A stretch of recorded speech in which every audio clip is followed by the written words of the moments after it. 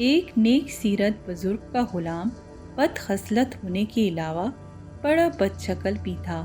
اس کے لمبے لمبے الجھے الجھے بال ہمیشہ مٹی سے اٹے رہتے اور آنکھوں سے پانی جاری رہتا۔ بڑا کام چور تھا، زمین پر پڑا تنکا بھی اٹھانا گوارا نہ کرتا۔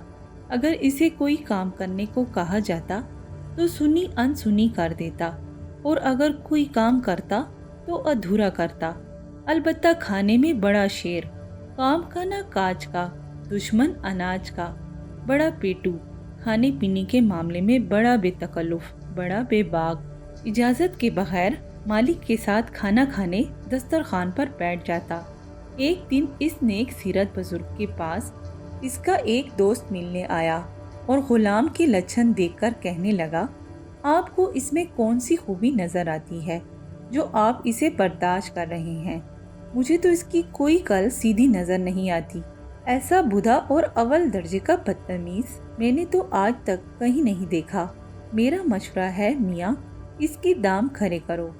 ایسی بھونڈی صورت تو رزق روٹی کا کال ہوتی ہے، نکالو اسے گھر سے۔